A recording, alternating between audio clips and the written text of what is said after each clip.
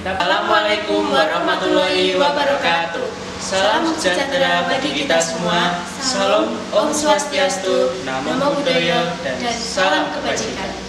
Halo, di sini kita berdua sebagai pembawa acara OTA tahun 2021 yang bertemakan dari jiwa yang kuat, tumbuhkan semangat untuk Dipora.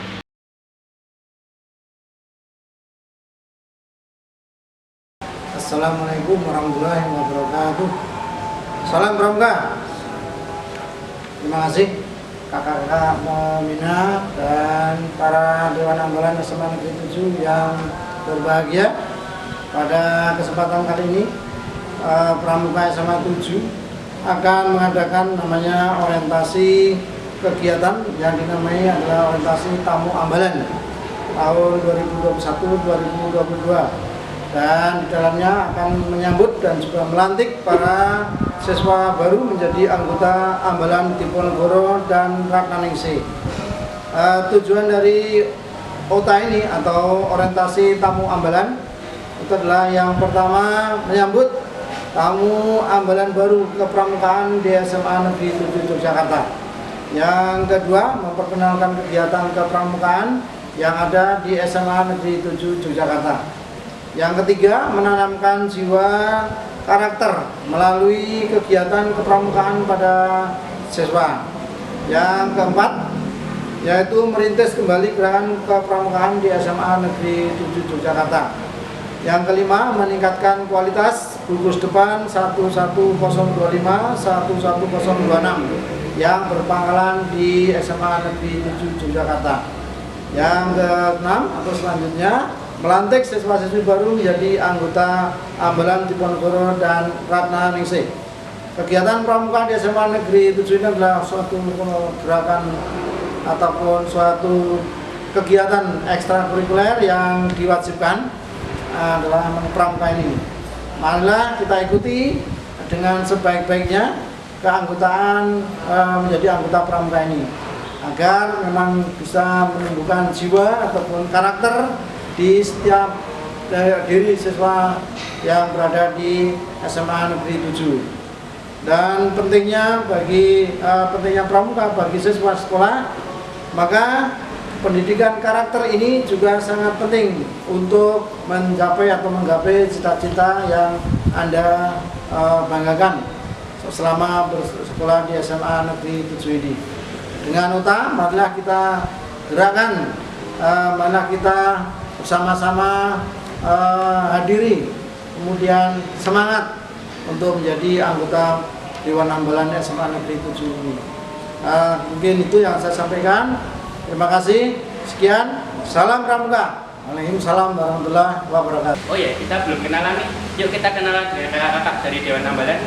Iya, soalnya tak kenal maka tak aruh. Ini dia. Halo, salam Pramuka. Perkenalkan, nama saya Fadil Aditya Darmawan, biasa dipanggil Fadil. Saya dari kelas IPS 1. Saya menjabat sebagai Pradana Putra. Sekian, terima kasih. Salam Pramuka. Halo semuanya, perkenalkan aku Salva Olivia, biasa dipanggil Salva, dari kelas IPA 4 dan di sini aku menjabat sebagai Pradana Putri. Halo, perkenalkan, nama saya Pradana Wijilan Kurnia, dipanggil Dio. Saya dari kelas IPA 5, jabatan saya sebagai pemangku adat. Halo, namaku Revita Ahya, biasa dipanggil Revita. Aku dari kelas IPA 6, jabatanku sebagai pemangku adat. Aku Donian Pangestu dari MIPA 1, aku menjabat sebagai Kerani. Sekian, terima kasih. Halo, nama aku Rizky, biasa dipanggil Suci, dari kelas MIPA 3, jabatanku di sini sebagai Kerani. Hai, perkenalkan, namaku Eksafikla Babel Sentra, biasa dipanggil Abil, dari kelas MIPA 4. Saya menjabat sebagai Hartoko. Sekian, terima kasih. Halo, nama saya Fitri Stianingrum, bisa dipanggil Fitri dari kelas MIPA 6, jabatan saya Hartoko. Halo, perkenalkan, nama saya Tista Novanamawati, biasa dipanggil Hana, dari kelas IPS 1, jabatan saya Si Materi. Hai, aku Najma Hikmato, kalian bisa panggil aku Najma. Aku dari kelas MIPA 3 dan di sini aku sebagai Si Materi. Hai, namaku Cantika Nindya Putri, biasa dipanggil Cantika, dari kelas IPA 4. Jabatan saya sebagai Si Materi. Halo, namaku Ani Dwi Pratiwi, biasa dipanggil Ani, Humas. Perkenalkan, nama saya Adina Mahfisa Hanum, bisa dipanggil Mahfisa, dari kelas IPS 2, jabatan saya adalah si Humas. Perkenalkan, nama saya Amelia Yeri Pratama, biasa dipanggil Amel, dari kelas MIPA 1, jabatan saya sebagai si Humas. Hai, perkenalkan nama saya Cynthia Salma India, biasa dipanggil Salma, dari kelas IPS 1, jabatan saya sebagai si Satras. Perkenalkan, nama saya Erli Yonita, biasa dipanggil Erli, dari kelas MIPA 2, menjabat sebagai si Satras. Halo, perkenalkan, nama saya Rimba Yusjati, biasa dipanggil Rimba, dari kelas MIPA 2, jabatan saya sebagai si Sarana Prasarana.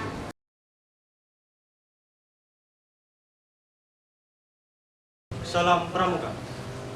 Hari ini saya akan menjelaskan tentang sejarah Ambalan SMA Negeri 7 Yogyakarta.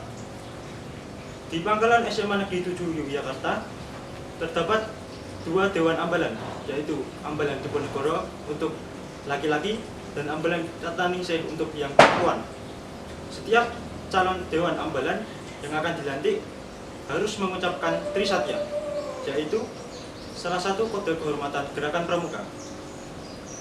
Dewan Ambalan memiliki tugas utama, yaitu untuk membangkitkan kegiatan kepramukaan di Pangkalan SMA Negeri 7 Yogyakarta dan juga menyiapkan segala sesuatu yang berkaitan dengan latihan kepramukaan agar latihan kepramukaan berjalan dengan lancar dan nyaman.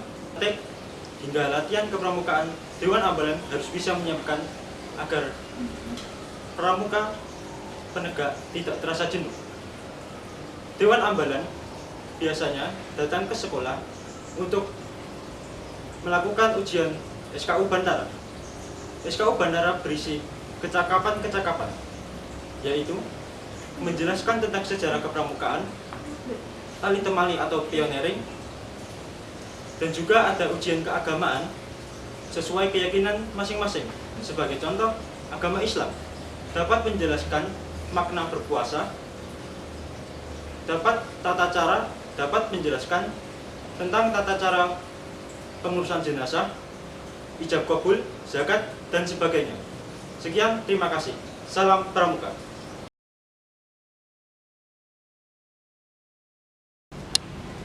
Halo teman-teman semuanya, di sini aku menjelasin tentang BED. Pengertian BED adalah salah satu bentuk lambang yang menunjukkan identitas Ambalan dan mencerminkan misi gerakan Ambalan. Kemudian, ada apa aja sih yang ada di dalam BED Ambalan Diponegoro Kataningsih? Yaitu ada 10 kelopak bunga seroja yang melambangkan ke-10 dasa dharma. Lambang BED SMA N7 Yogyakarta terdiri atas buku yang terbuka, pita yang bertuliskan Widya Bakti Taruna yang berarti pemuda yang berbakti dengan ilmunya. Kemudian ada pena, sebuah bintang, dan nyala lilin, serta gambar lambang gerakan pramuka, yaitu terdapat cikal kelapa sebanyak 2 buah, dan tulisan dengan huruf besar Ambalan Diponegoro Kataningsih.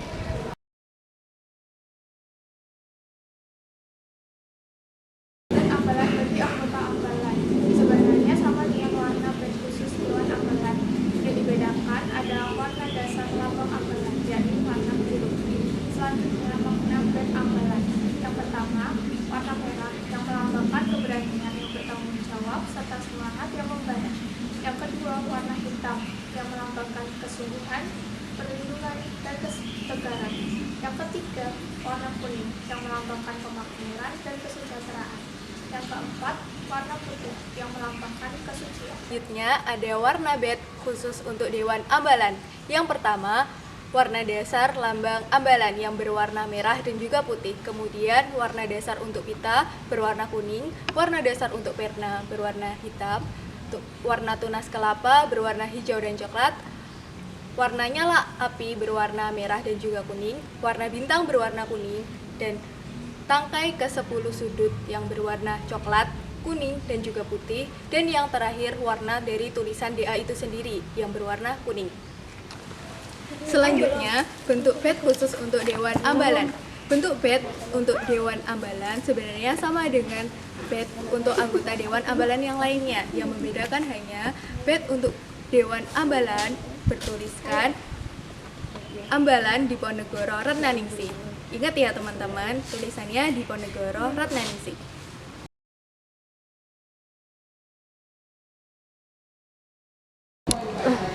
Adat pergaulan sehari-hari.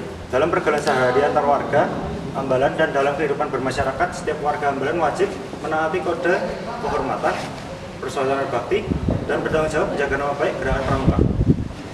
Pemangku adat wajib membuat adat pergaulan dengan tujuan yang pertama, menegakkan disiplin dan menjalin persaudaraan, dilaksanakan dalam pergaulan sehari-hari, dan dilakukan di lingkungan sekolah dan masyarakat luas.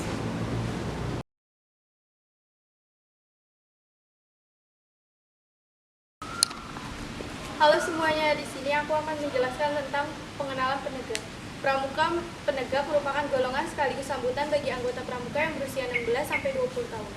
Sebelum dilantik jadi pramuka penegak, seorang calon pramuka penegak dinamakan tamu ambalan. Selama jadi tamu ambalan, calon dapat mengikuti acara tertentu hingga dilantik dalam sebuah upacara penerimaan tamu ambalan. Kode kehormatan pramuka penegak. Kode kehormatan yang terdiri atas satya pramuka atau janji penegak disebut trisatya, dan dharma pramuka yaitu ketentuan moral. Penegak disebut dasa dharma. Tasya pramuka penegak. Pramuka penegak dikelompokkan dalam satuan terkecil disebut sangga, terdiri atas 4-8 pramuka penegak. Sangga dinamai dengan nama-nama perintis, pencoba, pendobrak, penegas, dan pelaksana, atau nama-nama sesuai aspirasi anggota sangga. Sangga dipimpin secara bergantian oleh pemimpin sangga atau pinsar, yang dipilih oleh anggota sangga.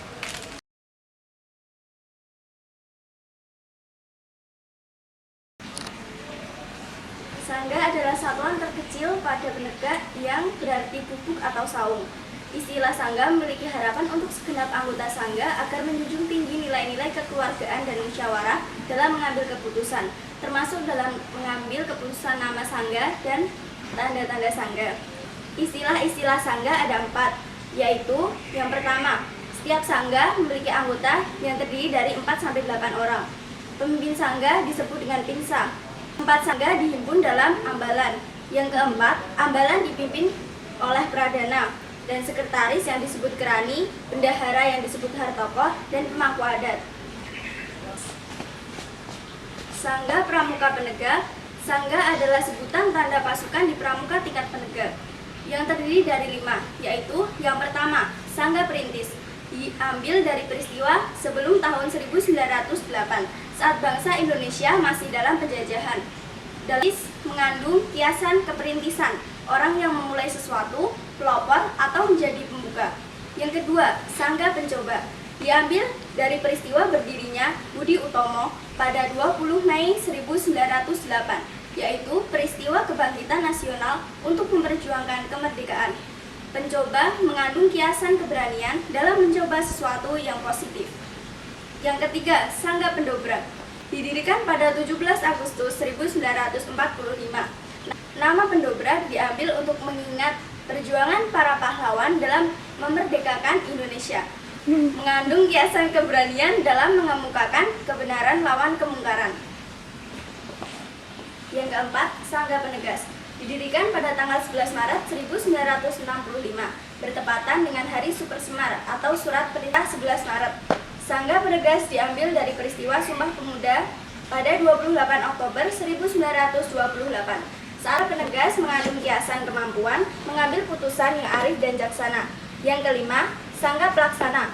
Sangga pelaksana mengingatkan kita pada peristiwa setelah tahun 1945 hingga sekarang. Sangga pelaksana mengandung kiasan keberanian melaksanakan tugas dengan penuh tanggung jawab.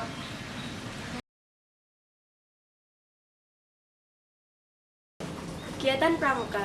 Yang pertama, Raimuna, pertemuan penegak dan pandega dalam bentuk perkemahan besar yang diselenggarakan oleh kuartir gerakan pramuka. Misalnya, Raimuna Ranting, Raimuna Daerah, dan Raimuna Nasional. Yang kedua, ada Dian Pinsar, yaitu Gladian Pimpinan Satuan. Kegiatan bagi pemimpin sangga utama atau pengurus Dewan Ambalan lainnya untuk memberikan pengetahuan di bidang majeral dan kepemimpinan. 3. Ada perkemahan, pertemuan pramuka medeka dan pandega yang diselenggarakan secara reguler untuk mengevaluasi hasil latihan gugus depan. Dan yang keempat ada PW atau Perkemahan Wirakarya. Pertemuan Pramuka Penegak dan Pandega berbentuk perkemahan besar dalam rangka mengadakan integrasi dengan masyarakat dan ikut serta dalam kegiatan pembangunan masyarakat. Kelima ada Perti atau biasa disebut perkemahan bakti dalam rangka mengaplikasikan pengetahuan dan pengalaman selama mengadakan pembinaan baik di gugus depan maupun satuan karya atau SAKA dalam bentuk bakti kepada masyarakat. Yang keenam ada peran atau perkemahan antar SAKA, kegiatan Pramuka Penegak dan Pandega yang menjadi anggota SAKA. Dan yang ketujuh ada pengembaraan. Kegiatan yang dilaksanakan dalam pengembaraan biasa disebut pengembaraan Desember tradisional. Dan yang ke-8 ada latihan pengembangan kepemimpinan. Pertemuan Pramuka Penegak dan Pandega untuk mengembangkan jiwa kepemimpinan. 9 ada latihan pengelola Dewan Kerja, yaitu pertemuan Pramuka Penegak dan Pandega yang memberikan pengetahuan dan pengalaman mengenai manajemen Dewan Kerja.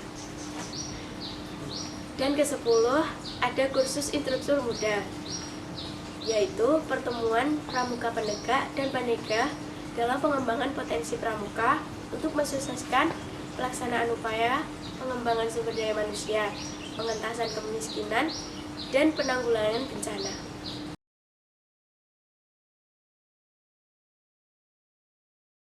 Halo semuanya, kembali lagi sama aku. Dan di video kali ini kita akan membahas soal SAKA. Udah ada yang tahu nggak sih tentang SAKA itu apa? Ya, SAKA adalah wadah pendidikan guna menyalurkan minat dan bakat serta pengalaman para pramuka penegak dan pandega di berbagai bidang. Pengertian SAKA dalam pramuka berdasarkan Pasal 39 Anggaran Dasar dan Anggaran Rumah Tangga dalam Keputusan Musyawarah Nasional ke-10 Gerakan Pramuka tahun 2018 nomor 7/Munas/2018, SAKA atau Satuan Karya menjadi salah satu organisasi pendukung dalam gerakan kepramukaan bagi para pramuka penegak dan pandega.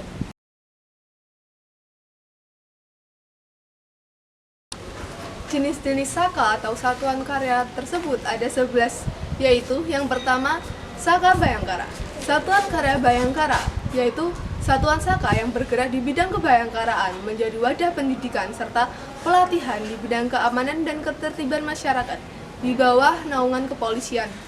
Yang kedua, SAKA Dirgantara. Satuan Karya Dirgantara adalah suatu wadah pendidikan serta pelatihan di bidang kedirgantaraan.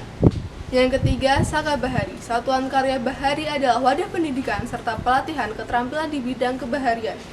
Yang keempat, SAKA Bakti Husada. SAKA Bakti Husada adalah wadah pendidikan serta pelatihan keterampilan di bidang kesehatan.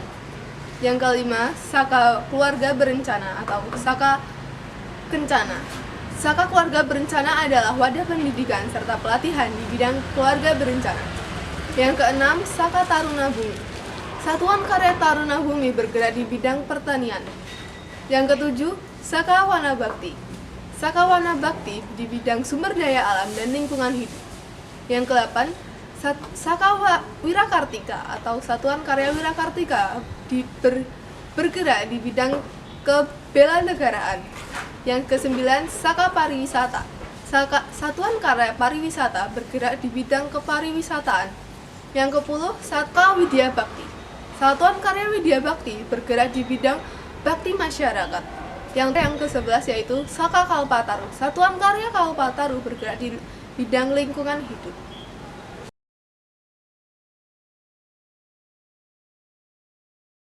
Gimana materi tadi? Kelihatannya seru kan, Kak? Pastinya seru dong, apalagi ada dia untuk yang skor tertinggi dalam mengerjakan soal yang dikasih kakak-kakak DA tadi.